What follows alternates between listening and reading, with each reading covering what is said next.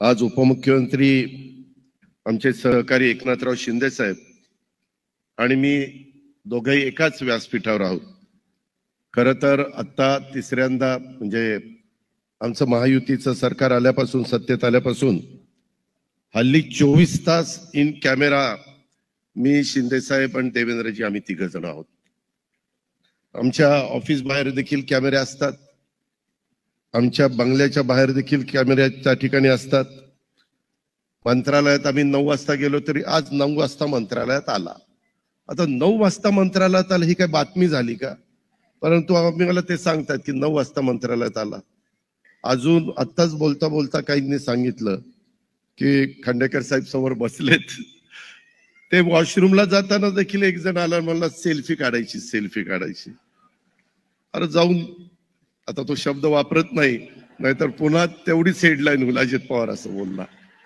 म्हणजे कुठं काही सोडतच नाही, काय करायचं कसं करायचं काही कळत नाही। आणि टीव्हीवर बातमी हे दाखल झाले ते दाखल झाले, आम्ही एका व्यासपीठावर असलो तरी आमच्यावर क्लोज कॅमेरे असे असतात आणि आमच्या देहबोलीचा अभ्यास त्या ठिकाणी सुरू होतो त्यांचा, आणि त्यांच्या ते बघत असतात आमच्या चेहऱ्यावर हास्य आहे का। मी आल्यापासून मुद्दाम तराक्कांशी मला काही बोलायचं होतं ते बोलत होतो, त्याच्यामध्ये एकनाथराव पण मला काही सांगत होते, मी पण त्यांच्याशी बोलत होतो।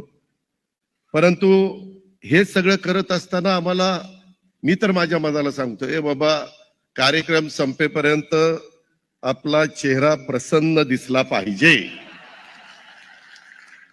आणि तो प्रयत्न आम्ही करतो, कारण उगीच कुठली तरी बातमी व्हायला नको। त्याच्यामुळं आमच्यात कुठलीही नाराजी नाही। आता परवाच असा का शब्द वापरला एकनाथराव शिंदे साहेबांनी, मला हलक्यात घेऊ नका। आता ते कुणाला म्हणले तेच कळायला मार्ग नाही। आता हलक्यात मशालीने घ्यायचं नाही का अजून कोणी घ्यायचं नाही, त्याच्यामध्ये गमतीचा भाग जाऊ द्या। आणि मगाशी अजित दादा म्हणाले हलक्यात घेऊ नका, ते 2.5 वर्षापूर्वीच आहे। सेल्फीची एक गंमत सांगितली मगाशी आपण, खरंच लोकांना काय सेल्फी ठीक आहे, आता काही गोष्टी आपल्याला कराव्या लागतात लोकांचं मन राखण्यासाठी। आता मी जिकडे जातो तिकडे सगळे सेल्फीचा आग्रह धरतात।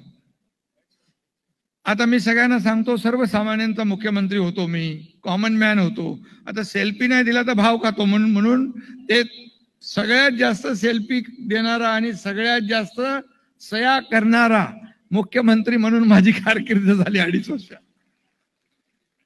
शेवटी आपली जबाबदारी आहे ती पार पाडली पाहिजे। आपल्या एका सहीने कुणाचा जीव वाचत असेल, कुणाचं काम होत असेल तर आपल्याला ते केलंच पाहिजे। खरं म्हणजे दिल्लीमध्ये हे मराठी साहित्य संमेलन होतंय, 98वं।